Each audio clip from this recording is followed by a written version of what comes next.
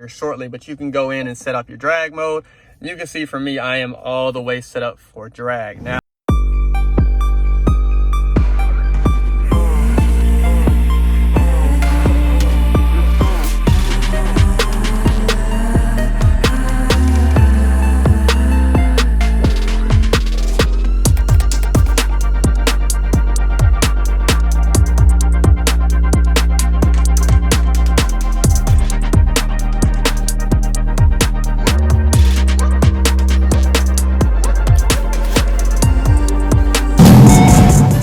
what is going on YouTube? I am back with another video, and if you are new to the channel, man, make sure you like, comment, subscribe.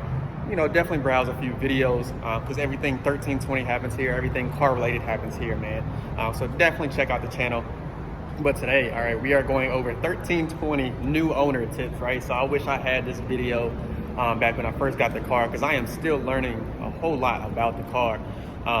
As I meet more people, as I meet more 1320 owners, as I get more involved with not only the track community, but just the car community in general, right? But I know Destroyer 1320 did a video similar, so make sure you check out his channel as well. I'll drop his info right here, man. Super cool dude. I'll meet him down in Texas down in April, so can't wait for that. But again, we're gonna get into the new owner tips for a 1320, all right? Not many videos out, so make sure you check it out. Let's go. All right, you guys, the first thing I want to talk about is just simply the drive modes, right? So everybody hears a Scatpack and thinks track mode, eco mode, sport mode, all that good stuff, man. This car is totally different when it comes to our quote unquote SRT pages and what we have.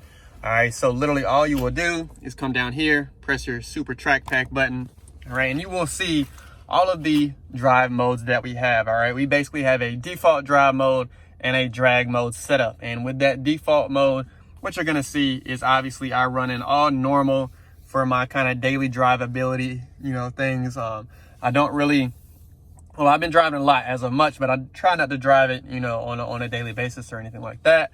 But this, you know, this is basically what I do, or what I use, or my mode for my daily drivability, right? Now, what I want you to see, all right, in your default mode, you can set it up to drive and drag as much as you want, right? For me, normal is just a really soft ride. You know, it definitely rides a lot better than a lot of people think, especially because of the adaptive suspension back there and things of that nature, right? Now, I know a lot of people like to run in sport because it gives it a little bit more of a like twitchy or a like true feel. But I will tell you, if you try to ride your suspension and steering in drag, it is super, super stiff, man. So like it could, obviously it's trying to keep you straight. You know, you're going in a straight line down the track.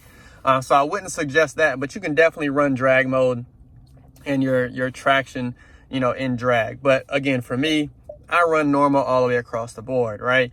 Now, your drag mode, this is when you're at the track, is when it's used at its highest level, right? And I'll get into this here shortly, but you can go in and set up your drag mode.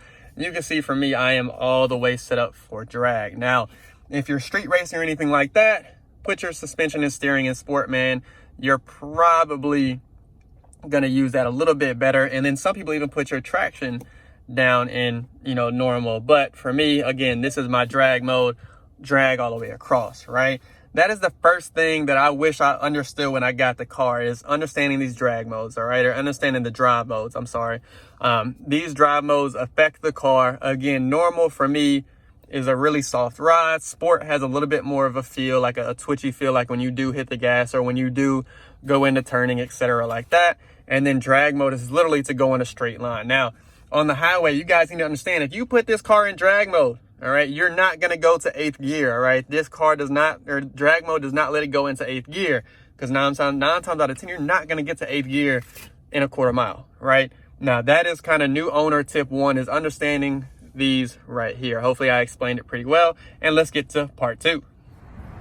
All right, you guys, second tip, all right, get off of your Nexen drag radials if you're gonna drive it more than just at the drag strip, or more than maybe 15 to 20 miles a week, right? The reason I say that, those Nexen drag radials are super soft, and over 500 to 1,000 miles, you'll basically lose the tire, right? So go get yourself a set of all-season tires, man, that you can drive in any weather. It doesn't matter. You can tell how dirty my car is. It's been raining, etc. but I went and got 275, 40s, 20s all the way around, to, you know, again, to match what was already on there with the Nexans being 275s. But you know, they held up well, had no issue with sticking or anything like that. But I also don't race with these specific rims on the tire. So that's definitely step 2, is get off of your tires, save them. You know, those are pretty expensive tires. So save your tires, man. Go get you a good set. Again, I got the P0 all seasons, you know, not a super cheap tire, but a decent tire for, you know, being able to do basically whatever I want.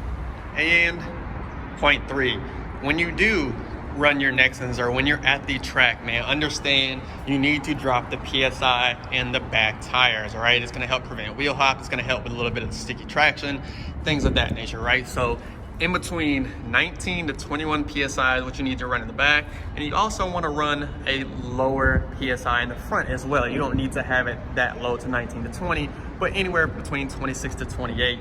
That's definitely tip 3 for your track, for the track, especially, you know, since we're talking tires while I'm down here. Again, it's one of those things you can play around with, you know, in your liking and things like that. But for me, you know, 19 to 21 is where I see the best, you know, launch at. So definitely take that into consideration as well. Another huge tip, all right, is right underneath here, you guys, and that's understanding what fuse to pull to reset your driving habits, all right? And it is this one right here. It says 25. It is actually your fuse number 31, all right? That is gonna reset all of your driving habits if the car ever feels a little lazy, right? And of course, shout out to Billet Technology for all this fancy bling here, right? But again, that is fuse 31, and it'll say 25 on it, right? Now, everybody is different as far as, you know, how long to leave it out. Some people say all day. I've gone 30 minutes one time, and I definitely noticed a huge difference. So race days, the day before or like that night of, I'll pull it, wait about 30 minutes to an hour and put it back in, and then we go at it that way. Now, I'll kind of play around with it going down to Texas, but that is kind of tip number 4. And of course, man, my last...